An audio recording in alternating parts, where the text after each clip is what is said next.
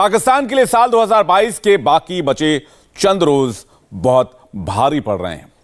पूरा साल बेतहाशा महंगाई और आर्थिक अफरा तफरी झेलने वाले पाकिस्तान में अब गरीबों के लिए रोटी भी मुहाल हो गई है। वजह है आटे की कीमत जो रिकॉर्ड तोड़ लेवल पर जा पहुंची है। पाकिस्तान में अगर आप 1 किलो आटा खरीदने जाएंगे तो 140 रुपए आपको चुकाना होगा और पूरा अंदेशा है कि दाम अभी और लगातार बढ़ते रहेंगे। उधर पाकिस्तान के अपने पाले हुए तालिबानी अब जिहाद के नाम पर उसी पर ताबड़तोड़ हमले किए जा रहे हैं। तो आतंकवाद से लड़ने के नाम पर पूरी दुनिया से खैरात बटोरने वाले पाकिस्तान को अब फूटी कौड़ी भी नहीं मिल रही है। यानी नए साल में पाकिस्तान की पुरानी बीमारियां उस पर इस कदर हावी रहेंगी कि बहुत मुमकिन है कि इस साल पूरे मुल्क का ही दम घुट जाए।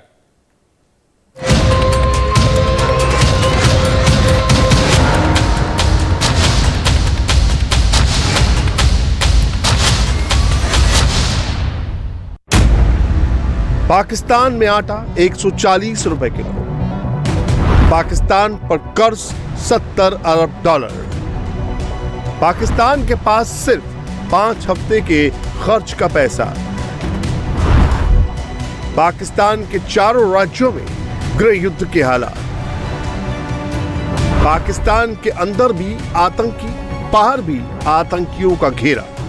2022 तो जैसे तैसे बीता, 2023 में नहीं बच पाएगा पाकिस्तान।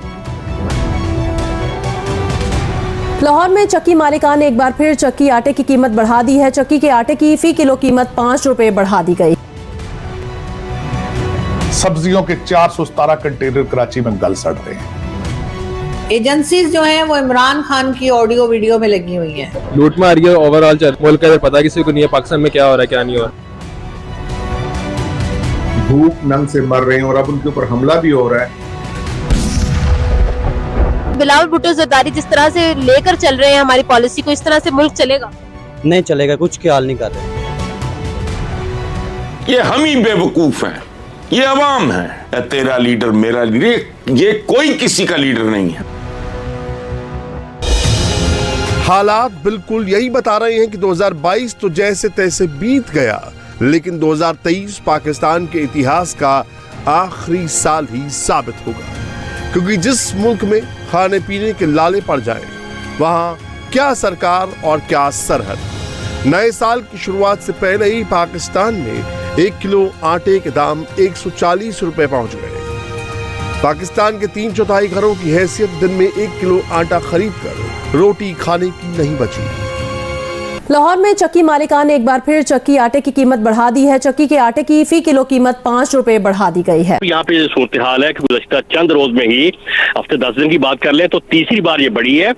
अब आज उसकी कीमत बढ़ाकर 5 रुपए चक्की ओनर्स एसोसिएशन ने 140 रुपए कर दी है और अब आगे रुकती हुई दिखाई नहीं दे रही। चक्की ओनर से हमारी बात हुई, उनका यही कहना है कि चूंकि बाजार में इस वक्त गंदम की अव्वल तो दस्तयाबी मुमकिन नहीं है, किल्लत हो चुकी है, ड्राई हो चुकी है मार्केट और 4550 रुपए मन कीमत जा चुकी है। ये ब्लैक में बिक रही है, मिडल माफिया इस पे मुतहरक है और गंदम स्मगलिंग भी हो रही है, अफगानिस्तान भी जा रही है। तो इस चीज को रोकना होगा। अगर आवाम को सस्ती रोटी और सस्ती गंदम देनी है, आटा सस्ता देना है, तो इस हवाले से गवर्नमेंट को, फेडरल गवर्नमेंट को मिल बैठकर एक दूसरे के साथ मिलकर स्टेक होल्डर को तमाम बैठना होगा, वरना आवाम को सस्ती रोटी देना ख्वाब रह जाएगा। और इसकी कीमत हमें लग रहा है कि जो सूरत हाल है आगे चलकर मजीद इजाफा होगा, क्योंकि हर हफ्ते 5-10 रुपए बढ़ना एक अलार्मिंग सिचुएशन है। जैसे कि रोटी और आटा एक ऐसी बुनियादी चीज है जो हर घर में इस्तेमाल होती है, तो इसकी जो कीमत होती थी उस पर गवर्नमेंट का, जिला इंतजामिया का इंतहाई फोकस होता था, तो वो हमें कई साल, कई महीने बढ़ती हुई नजर नहीं आती थी। पाकिस्तान की आवाम का पेट खाली है, लेकिन भूख से परेशान लोगों को रोटी की बजाय गोली मिल रही है, क्योंकि उन्हीं के हुक्मरानों के पाले हुए तालिबानी आतंकी अफगानिस्तान फतेह के बाद बेरोजगार हो गए तो अपनी बंदूकें पाकिस्तान की तरफ घुमा दी। अब आतंकियों का जयकारा करने वाले ना तो शहबाज कुछ कर सकते हैं, ना बिलावल और ना ही इमरान खान। इस्लामाबाद में जिस तरह का अटैक होने जा रहा था, जो कि रोका गया। एजेंसीज जो हैं वो इमरान खान की ऑडियो वीडियो में लगी हुई हैं। आप किस तरह से देख रहे हैं इस वक्त पाकिस्तान की सारी सिचुएशन को? तहरीक तालिबान पाकिस्तान है जो उनसी वो पाकिस्तान पे हमला करने का ऐलान कर चुकी है और उन्होंने वो कार्रवाइयां शुरू भी कर दी हैं। इतने ज्यादा सीरियस मामलात हैं जिसमें लोग भूख नंग से मर रहे हैं और अब उनके ऊपर हमला भी हो रहा है, उसको छोड़ के लोग सो कॉल्ड तख्ते लाहौर की जंग में, जिससे कोई फर्क नहीं पड़ना कौन आ जाए, उन्होंने छोटे बच्चों को मारा है, उन्होंने औरतों को मारा है, उन्होंने ईसाइयों को मारा है, उन्होंने हिंदुओं को मारा है, उन्होंने मुसलमानों को मारा है, उन्होंने सिखों, उन्होंने बिला मजहब की तखसीस के, बिला कलर, जुबान, सूबा, कोई चीज नहीं देखी, उन्होंने सिर्फ पाकिस्तान के अंदर मौजूद इंसानों को टारगेट किया और उनको मारा है, और वो दोबारा यही करेंगे। जितनी मौजूदा सियासी पार्टियां हैं वो सब की सब इसके अंदर शामिल हैं। उन सब के अंदर सिर्फ वो अमीर तबका, वो काबिज तबका, जो हुक्मरान तबका है, जिसको पाकिस्तान से कोई गरज नहीं है, जिनमें से मोस्ट लोगों के पास है जो उनसे या तो पासपोर्ट होंगे या इतना पैसा होगा कि वो बाहर चले जाएंगे, वो है जो उनसे बिल्कुल अपना खेल जारी रखे हुए हैं। ये मतलब अगर ये खौफनाक बात ना होती तो इंसान इस पे कम से कम हंसता। 2022 में पाकिस्तान के डिफॉल्ट होने का खतरा 123% तक पहुंच गया था।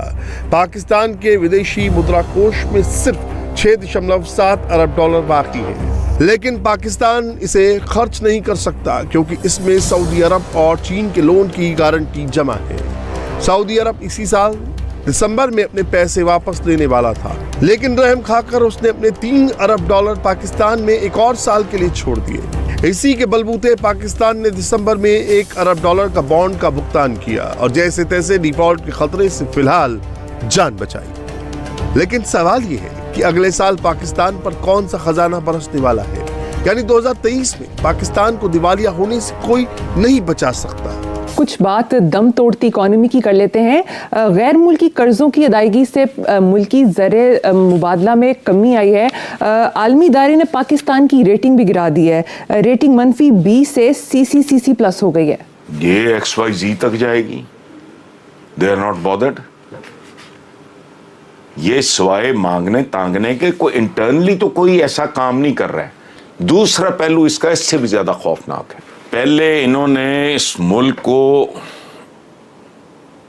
लड़ झगड़ के आपस में खाया, फिर आहिस्ता आहिस्ता ये अपने हवाले से मैच्योर हो गए और इनको समझ आ गई कि जितना मजा मिलजुल के खाने में आएगा वो लड़के खाने में नहीं है।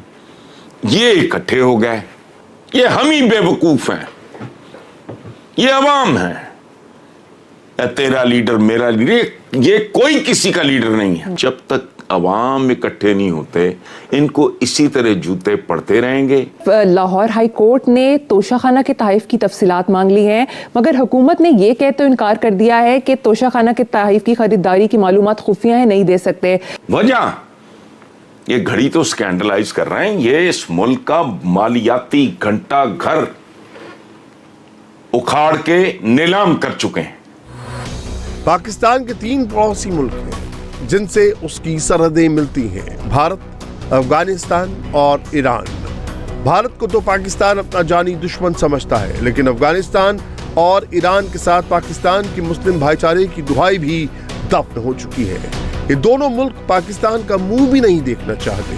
पड़ोसियों से ऐसे संबंध रखकर पाकिस्तान कब तक चलेगा?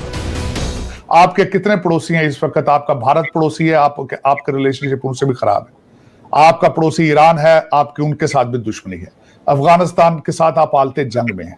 चाइना का CPEC आपने बंद कर दिया है। यही सारे आपके पड़ोसी हैं। आपका क्या फ्यूचर है? आपके पास इस वक्त गूगल को देने के पैसे नहीं है। सब्जियों के 417 कंटेनर कराची में गल सड़ रहे हैं और आपके वुज़रा जो हैं उनके 12-12, 14-14 बैग डॉलरों के भर के प्राइवेट जहाजों में दुबई जा रहे हैं।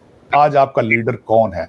किससे? अगर आज किसी इंटरनेशनल पर्सनैलिटी ने आपके पाकिस्तान के किसी से बात करनी हो तो किससे करेगा? शहबाज शरीफ साहब से।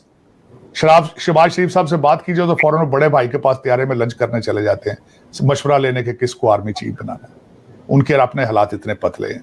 PDM 14 पार्टियों का एक ऐसा मुरब्बा है जिन्होंने 75 वजीर बना दिए हैं सिर्फ इस्लामाबाद के अंदर, और 20 के पास महकमे कोई नहीं। पिछले साल के अंदर TTP के और दाइश के हमले अगर दोनों मिलाकर देखें तो तकरीबन 1100 हमले उन्होंने किए, और आपके बॉर्डर लाइन को वो एक्सेप्ट नहीं करते। वो बार बार वहां पे आपको अटैक कर रहे हैं। आप यहां पे बहुत वीक लग रहे हैं, और इतने वीक लगते रहे आप तो कई और बॉर्डर भी खुल जाएंगे। मैं ये भी बताना चाह रहा था पाकिस्तान के अंदर ये रस्म और रिवाज बन चुका है कि एजेंसियों की मदद से आना होता है। जनरल बाजवा साहब जैसा कोई मौसम बन जाता है जो आपको इस्लामाबाद में ताज आपके सर पे रख देता है और आप फिर उसके बाद 4-5 साल लूटते हैं मुल्क को। This is what the tradition is. Pakistan के ना पड़ोसियों से संबंध अच्छे, ना विदेशों में कोई मुल्क हमदर्द बाकी रहा। मुस्लिम ममा के नाम पर सऊदी अरब से कभी कभार खैरात मिल जाती है, बाकी मुस्लिम देशों ने तो वो भी बंद कर दी। ऐसे पाकिस्तान के विदेश मंत्री हफ्तों में विदेशों में पड़े रहते हैं और अपनी असलियत इस तरह बयान करते हैं। हकायक ये है कि मैं पाकिस्तान का वाहिद वजीर खारजा हूँ जो अपना टिकट्स खरीदता है और पाकिस्तान के अवाम पे बोझ नहीं डालता हूँ। अगर मैं डालता भी था, मेरा हक, मेरा जो ये ट्रिप्स रहे हैं इसका फायदा पाकिस्तान के अवाम का हुआ है। ये लोग तो मुझसे गधा की तरह चलाते हैं मुझे। ये लोग तो मुझसे गधा की तरह चलाते हैं मुझे। बिलावल भुट्टो जो कि पाकिस्तान के फॉरेन मिनिस्टर है बहुत ज्यादा ट्रेंड में जा रहे हैं।